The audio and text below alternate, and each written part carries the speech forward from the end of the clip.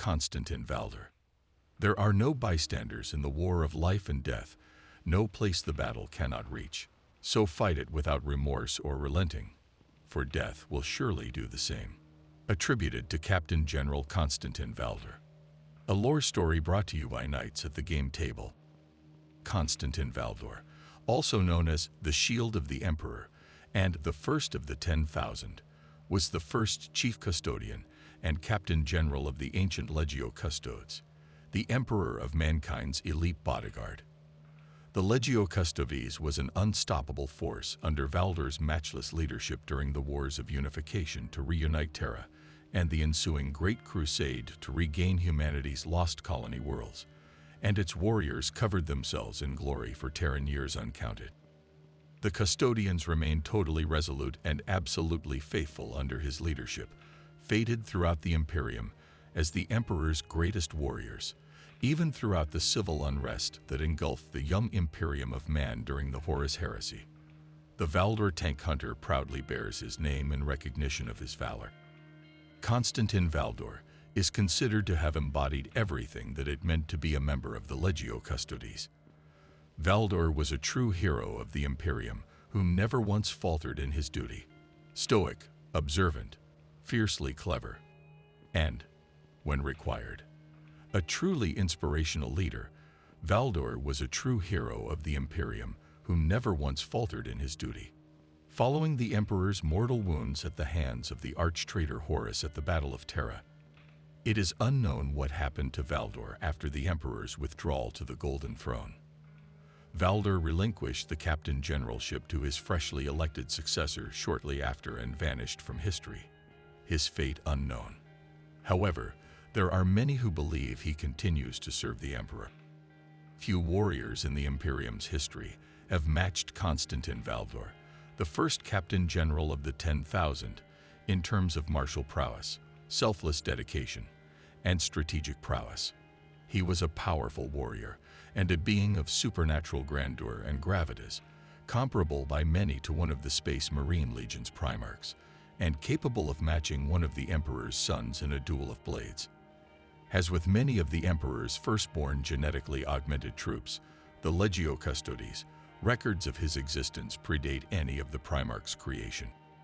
Even within the Imperial Court, some dared to call him Primarch in everything but name because of his fighting capabilities, martial power, and physical and mental aptitude. Despite his might, Valdor was created and schooled for a different and far more focused purpose. Lord Commander of the Custodian Guard, and the petty concerns of conquest and glory, domination and victory were nothing to Valdor when compared to his sworn duty. Valdor, on the other hand, was far more valuable to the Emperor than an ordinary soldier. Constantin Valdor had been the Emperor's steadfast companion since the beginning of the Unification Wars, probably even before that, and his devotion to the master of mankind was unwavering. Valdor's loyalty to his master was such that he would undertake any act or consider any deed to ensure the Emperor's continuing survival. So, despite the fact that Constantin Valdor possessed a position greater than that of a Primarch and sat at the heart of imperial power on Terra, he rarely used his power unless it was directly related to his purview, and then only for personal gain. Valdor was like a demigod of wrath incarnate, relentless and unrelenting if his goal was challenged, or worse, if anybody or anything tried to put the Emperor or his chosen representatives in peril. In battle, Captain-General Constantin Valdor wields the Apollonian Spear, his lethal master-crafted guardian spear. From the Unification Wars, the Great Crusade, and the dark days of the Horus Heresy, Constantin Valdor steadfastly served the Emperor of mankind, participating in some of the most momentous events and campaigns of that age of darkness, including the Burning of Prospero and the Battle of Terra. Valdor confronted nearly 30 of Magnus the Red's elite blademasters on Prospero, fighters who could predict their adversaries' assaults through mental precognition, and slew them all with only a single wound. The Legio Custodes fought alongside the Loyalist legions to defend the Emperor and his palace during the final, titanic siege on Terra. They had no pity on the Space Marines who had defected. Even as megatons of exploding death rained down from the flaming heavens, demonic abominations burst through the veil of reality, and Chaos Titans battered the palace walls with city-leveling armament. They remained unfazed.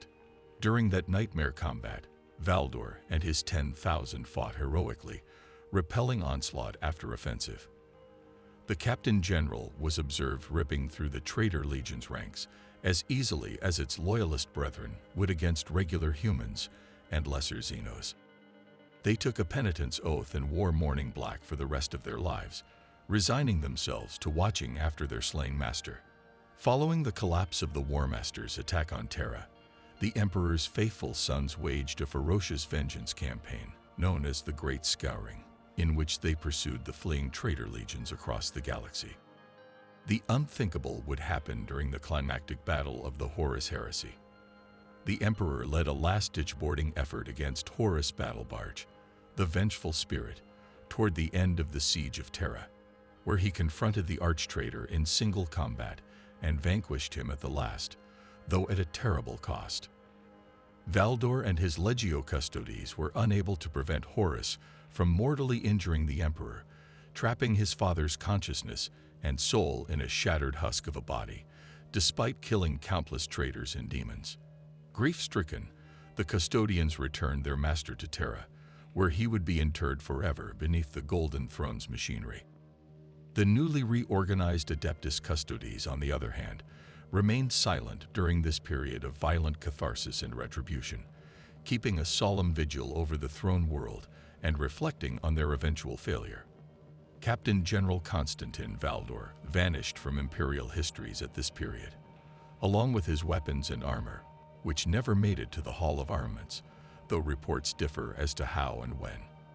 The Custodians continued their vigil, electing Valdor's replacement from among their ranks. Campaigns of note: Unification Wars, M30, unknown year.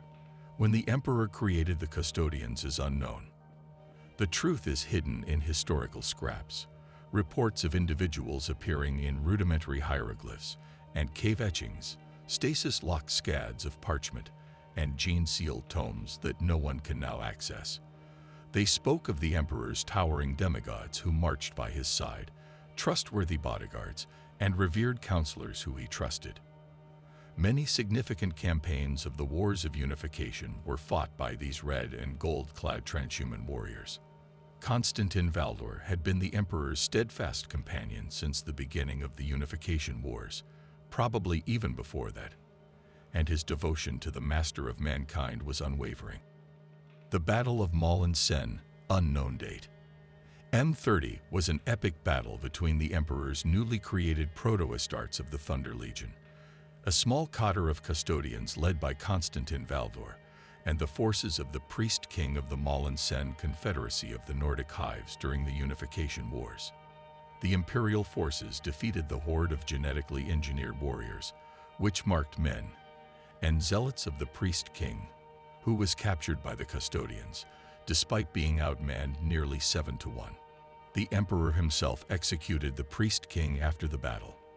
However, according to precise existing documents maintained in the Trans-Nordic Akashic Archives, it was one of the Emperor's gold-clad Custodians who struck the head of the Confederation's tyrant prophet from the Confederation's shoulders after the campaign.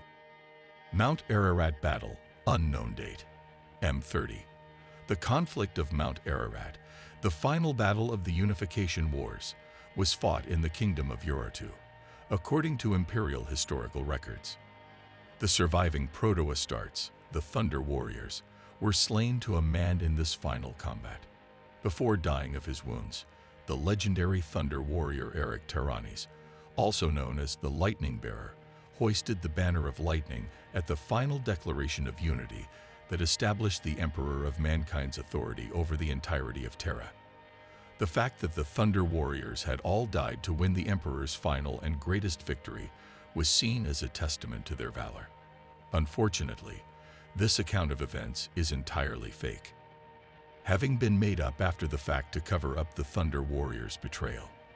In truth, during the closing years of the Unification Wars, The Thunder Warriors finally realized that their creator had cursed them with short lifespans, and they turned on him for what they perceived to be his betrayal. Several hundred prototype bastards of the newly formed Space Marines, along with a cadre of several hundred custodians, led by the famous Constantine Valdor, stood in the Emperor's defense, culling the outmoded, unstable, and rebellious Gene soldiers mercilessly.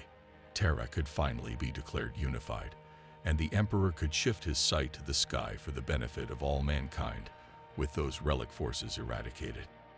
Kojizu's assassination, unknown date. Ham 30. Constantin Valdor was given the difficult responsibility of personally carrying out the killing of Kojizu, the minister of the Unwavering steppes, who had committed an irreparable act in the eyes of the Emperor sometime during the early years of the Great Crusade. Millions of pilgrims began to come to humanity's birth world as the Emperor's Imperium spread out into the stars during the Great Crusade, seeking only to see their ancestral Earth with their own eyes. Unsettled land on the throne world was once thought to be the most precious commodity in the young Imperium, but this was not the case. Only one resource was more valuable: water. Minister Zhu was scheduled to be executed for stealing water. For this act, and only this act, in the Emperor's eyes, her other betrayals were meaningless. Her cleaning pogroms, her trafficking in forbidden flesh. The minister had hidden an army of gene-worked debris beneath the Germanic steppes in bunkers. The threat of her uprising never posed a threat to the Pax Imperialis. Her apostasy offenses were minor. Her harvesting machines were to swallow the last ocean, and she was to die for it.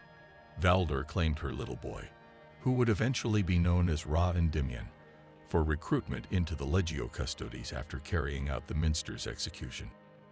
For this act, and only this act, in the Emperor's eyes, her other betrayals were meaningless. Her cleaning pogroms, her trafficking in forbidden flesh. The minister had hidden an army of gene-worked debris beneath the Germanic Nikaea Council, 004.M31. During the Large Crusade, the Emperor of Mankind summoned a great imperial conclave on the world of Nikaea.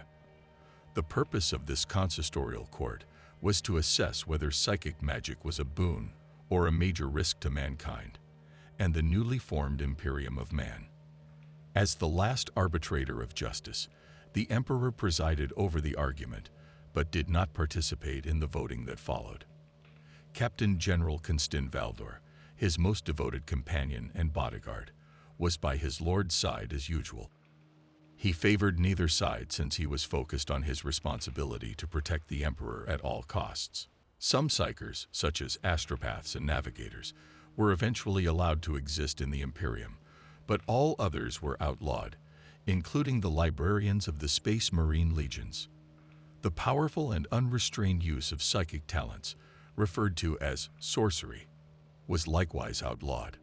On their homeworld of Prospero, the psychically powerful Primarch Magnus the Red and his 1,000-son Space Marine Legion would continue to research such powers in secret, ultimately leading to their damnation. The raising of Prospero, 734.004M31, while still secretly practicing magic, Primarch Magnus the Red had a precognitive vision that showed that the Emperor's favorite son, the War Master Horus, had been severely wounded on the feral moon of Davin.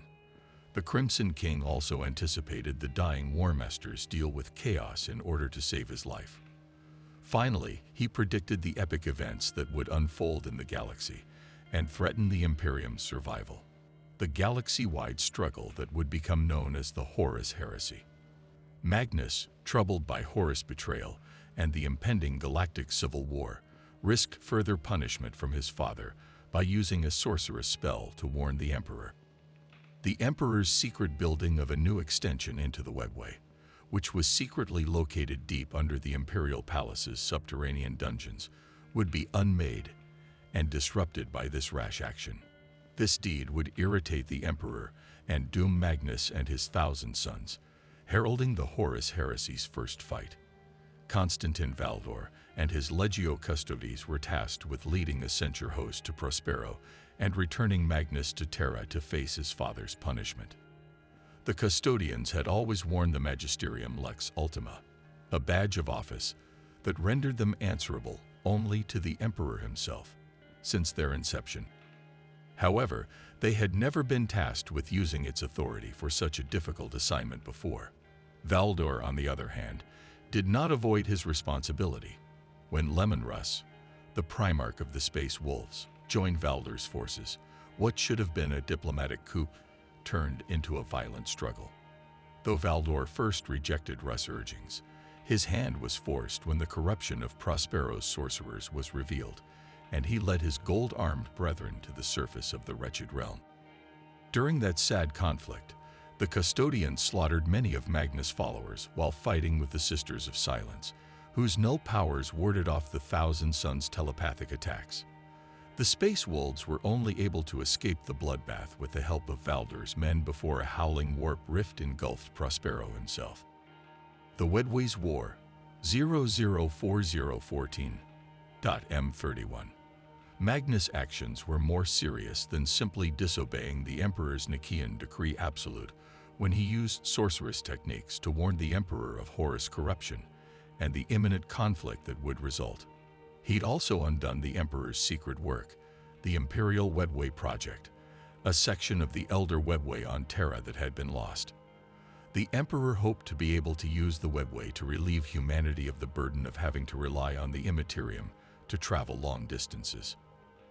This would have also spared mankind from having to deal with the terrible beings who call the warp home. Many of the wards that had been placed in place to keep the armies of demons beyond the skein of reality had been shattered by Magnus' sorceress entrance. The Legio Custodes would remain strangely absent for much of the Horus Heresy, as the Space Marine legions battled violently against one another, and the Imperial Army and Mechanicum tore themselves to bits with internecine conflict. Only hints as to why this might have been exist in the scant records that have survived from that dark period, hinting to the existence of another, horrible battle that took place beyond the reach of the greater Imperium, one that only the Legio Custodes had any chance of defeating. The Emperor and his custodian guard were fighting a desperate war on a trans-dimensional battleground that the Emperor had once attempted to tame for mankind's purpose. Unfortunately, the custodians were prevented from exacting the Emperor's vengeance on his rebellious sons by this existential battle. The 10,000 would not play a significant role in the struggle for the Ivory Coast. Wargear, the Apollonian Spear, believed to have been crafted by the Emperor's own hands and once wielded in battle by his own hand as far back as the Unification Wars, during which he rose to power on Terra. The Apollonian Spear was given to Valdor upon his accession to the mantle of Chief Custodian, and it has never served anyone else since. It had a power weapon and a built-in bolter, just like the Custodian Guard's distinctive armament, albeit both were considerably more powerful than anything even the Emperor's other elite carried into battle. If you enjoyed this lore story, please like and subscribe. Let us know in the comments below what lore stories you like to listen to.